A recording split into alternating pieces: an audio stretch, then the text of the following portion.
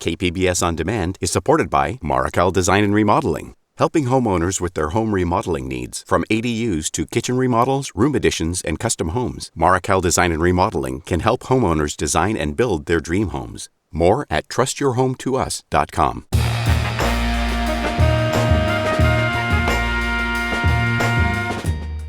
Welcome in San Diego, it's Jade Hindman. On today's show, local artist Hugo Crosthwaite finds his work in the White House's crosshairs. We'll tell you why. This is KPBS Midday Edition, connecting our communities through conversation.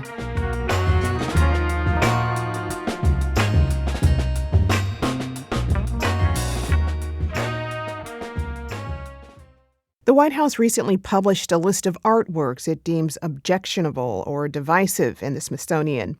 One of the works on the list was created by local cross-border artist Hugo Crosthwaite.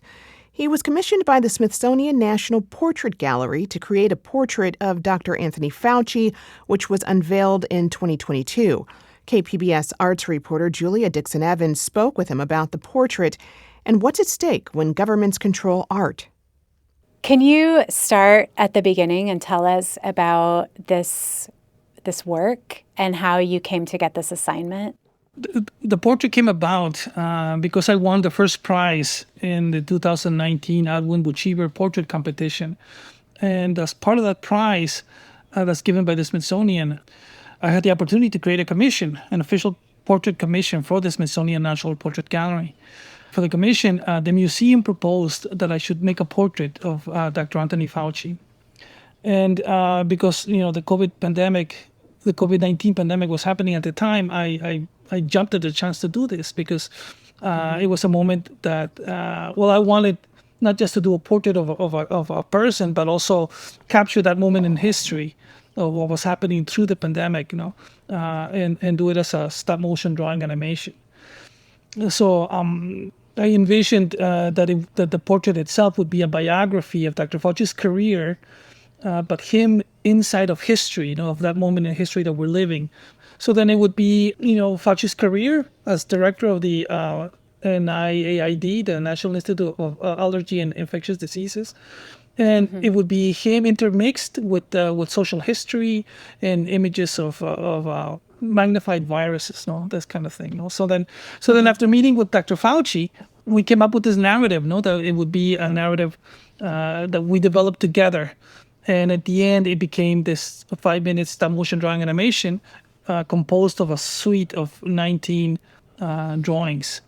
So then the animation itself draws images from scientific illustration, from popular culture, from media images and art historical references that create a portrait of Dr. Fauci that speaks not only to the career of him as a scientist and public servant, and then also the management of two of the gravest health crises that happened to the United States, the HIV epidemic, the HIV/AIDS epidemic, and the COVID-19 pandemic. So then the artwork moves through 4 decades of recent history, shedding light on the social strife that was caused by these two health crises. It points to the politics of the era where the government and the health policies weren't seeing eye to eye. So then it kind of captures those two moments of history, and they echo each other. The AIDS epidemic, what happened socially and historically and politically, and then also the COVID-19 pandemic. So this work is stop motion. What to you is unique about a quote portrait created like a short film? I'm not a very good portraitist. I'm not a very good portrait artist. I always feel like when I draw a person and I show them my drawing, they always complain that they don't look like that drawing. So then I don't, in a way I don't feel strong, in that medium, as a portrait artist. So then, as a way of getting of working around that dilemma, I thought that the portrait could be this idea of a narrative, of a story. The idea of a story becoming the portrait, one's actions, one's life, how one, that would be the portrait, and it describes this moment in history. And I remember when I spoke with Dr. Fauci, he also he's a very humble man. So I remember when he knew that the National Portrait Gallery wanted to commission a portrait, he was kind of, hesitant. Like he was, I don't want a portrait, a painting. But when I came with this idea, no, it's not going to be that. It's going to be this narrative. It's going to be this animation that tells a story through history and all this. Oh, he loved that idea. No, he loved that idea because to him, he mentioned to me that it's me placing him in history and not just, standing him out of history in a portrait that's basically just exalting a person. Is more of him inside this moment of history and what he had to live through, these two, through 50 years of career. Like, is there some element of this that is a legacy, not just history and someone's place in history? Yes, and through film, through animation, you can put a lot of other dimensions into it, not just the likeness of the portrait of a person. Like I love playing with comedic elements in it, and then it goes into some horror kind of things. Like at the beginning, the animation starts like if it was a public service announcement, kind of thing, But then or a corporate video about creating vaccines, But then it devolves into this a very human story of how viruses and diseases attack our population and how the suffering that happens, and then also how the medical establishments, doctors, scientists fight this through science and through the coming up of vaccines and cures. So it plays with this very human narrative, of how a disease can affect the population, and then how we respond to it. With fear, we respond with it with conspiracy theories, or we also respond with it with valor and strength, from the first responders, and the nursing and doctors communities, who risk their lives to save us. So all that is being placed in these narratives, and it's easier to do through a film instead of a portrait that's just very static. This is a moving image, moving story with music and sound, and all of that comprises the narrative. And what did it mean to you to have your work in the Smithsonian National Portrait Gallery? To me, it was a great honor because it was actually being part of American history, because that's what that museum is. The National Portrait Gallery is a museum that has the portraits of all the major characters, heroes, persons from history, from George Washington to Benjamin Franklin to all the presidents and all the incredible people that are it's American history. And I was able to have one of my pieces be part of that telling of an American history. So to me, it was a great honor to be on the record. This is I'm part of American history now through my portrait of Dr. Fauci. How did you hear that your work had been listed by the White House as objectionable? I got a phone call from my gallery, Luis de Jesus. He says, there's this. They saw it, that they saw this, website that had the portrait of Dr. Fauci. And that's how I found out. But and then when I actually went to the website and I saw the list, I was, I felt kind of pride, that I was in the list of wonderful art projects, So then, it's always good when you see you're among, peers that you respect.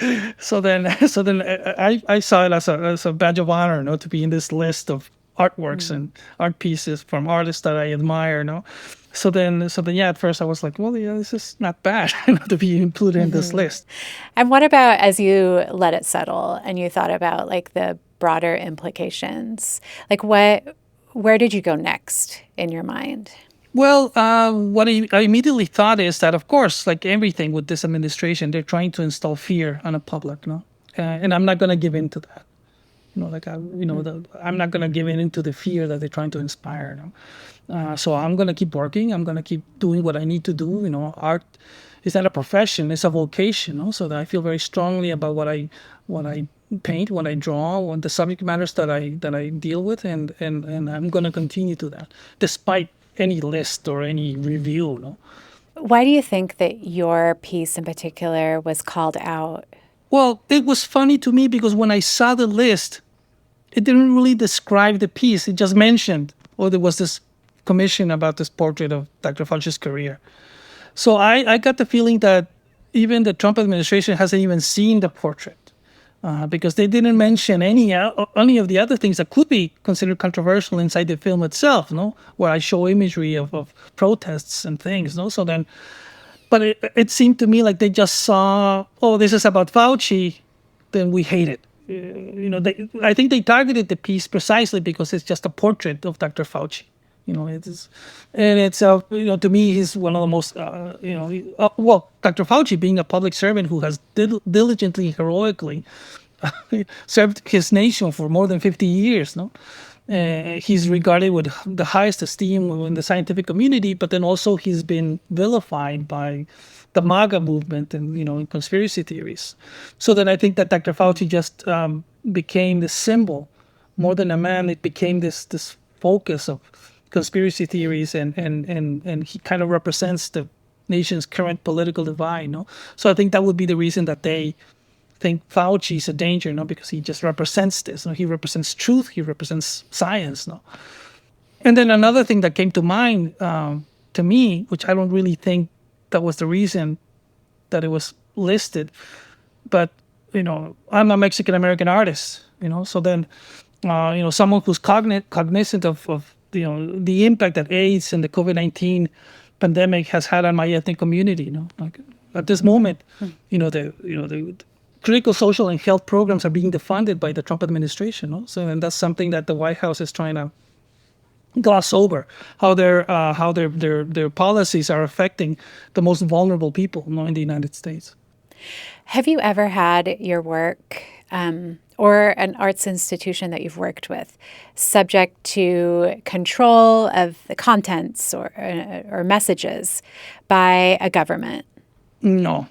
This is the first time that my work has ever been, in a way, put in a list or for reviewed in a way. No. I've always had the fortune, that whatever I do has always been accepted by institutions and shown and celebrated and presented. And I always feel, for me, like, just as an artist, I feel that that's one of the virtues of art. The eloquence and the beauty of drawing and painting. You can handle any subject matter. It doesn't matter how controversial it can be, but if it's done in an eloquent way, people are open to it because they come to a beautiful drawing, they come to a beautiful story, and they see it and they're able to accept it. They might not disagree. They might not agree with the subject matter, but they come to see a beautiful drawing and a beautiful painting. And I think that's one of the virtues of art itself. We're not journalists. We're not there to tell the truth and give hard facts. Like Picasso said, I think I'm misquoting him, but he said something in reference to how art is the big lie in the service of truth. This very idea that, yes, it's a very subjective way of presenting the truth, but then that's the virtue of art, that we can lie, and we can exaggerate things and we can present things to a public in a beautiful way. That's what art is, in a beautiful, eloquent way. So then in that respect, people like my drawing, and I feel they respond well to my drawing and to my skill and to the beauty of the work. So, so then I've had no trouble with my work before. And would you say that the control of the content by a government is what is happening with the Smithsonian? Well, I feel like these are all distractions. These are all creating these controversies from this administration because there's actually real problems that need to be dealt with, and they're trying to steer public's attention away from from some real issues. So then they're drumming up these fake controversies or these dilemmas, this culture war. They're trying to emphasize more of this idea of a culture war that's happening. So I feel that's why I feel like they're very mediocre attempts, to do this, because, like I mentioned earlier, I don't think there was a real examination of the artwork. They're not really giving, they're not really debating the pieces why this should be here or not. They're just generalizing and in a very mediocre way presenting this dilemma, that they have with the work. So I feel it's just more of a distraction, and also install fear in people, install fear in institutions. And I feel it's very important for institutions not to capitulate, not to law firms have been capitulating to to the administration. Institutions should not. No, our museums should stay strong and show the work that needs to be shown. What do you think is at risk when governments attempt to control museums or artists or even art itself? Well, what's at risk is, like I mentioned earlier, this idea of trying to rewrite history, trying to have the people forget the problems, the ills, what needs to be solved. No, I think that's their intent. And then that's the danger that it can happen. That people actually do forget. If these institutions don't tell our story, don't educate us to what's happened, and be objective in our history and all this, people will forget, and we will repeat the mistakes of the past. But then also, I feel like there's also the silver lining. I think that is when, for example, this list came about, it drew more attention to the work. Like I've been getting into, I've been asked for interviews from different, I'm getting attention from the work because of this controversy that happened. So in a way, I think it's kind of counterproductive for them. No, I think it's backfiring, to them. This idea that they try to censor work, and it's by doing that, it just is drawing more attention to it, and is drawing more attention to the subject matter and to the issues and the truths that need to be out there. What is lost when artists no longer critique the structures of power? I think, like I mentioned earlier, art is a vocation, and we say what we need to say, and we say it the best way we can. No, the problem with when this happens is that, like I mentioned earlier, they're trying to install fear on people and fear on artists. So then sometimes we even start censoring ourselves. And I think that's the danger, that will definitely harm the art, that we're creating. So we need to be strong. We need to, believe in who we are. We're artists, and we have this vocation. And then, of course, everything. Nothing is forever. No ill lasts 1,000 years. No, this time will pass. This moment will pass, and those people who stayed true to their vocation and stayed true to the truth, they will be celebrated. There will be, the truth will win in the end. I feel that always happens. No, so then just believe in your work and continue to work and be aware, that they're trying to install fear in you, and fight that, and you can continue to do your work, the best you can. That was cross-border artist Hugo Crosthwaite speaking with KPBS arts reporter and host of The Finest, Julia Dixon Evans. We reached out to the White House for comment and did not hear back by our deadline. Details and a sample of the Fauci portrait video are on our website at kpbs.org.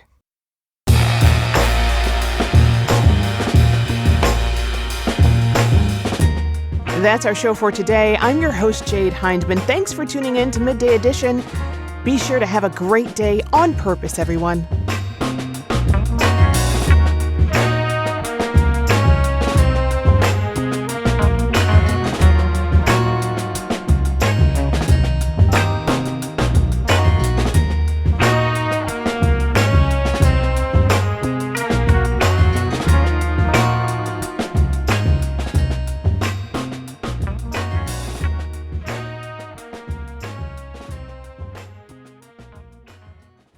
Hello, this is Dr. Michael Lalich, Medical Director and Chief of Staff for Kaiser Permanente San Diego. For more than 50 years, San Diegans have entrusted their health care to us. Our care and coverage connect to provide medical care tailored to each member. With our integrated network of primary and specialty care, we work together using evidence-based medicine to help deliver positive results. We believe in a healthy and engaged life with good beginnings and dignified endings. We believe that life, liberty, and the pursuit of happiness requires total health, including equal access to high-quality, affordable health care. At Kaiser Permanente, our cause is health. Our passion is service. We work to help make lives better. To learn more, visit kp.org/San Diego.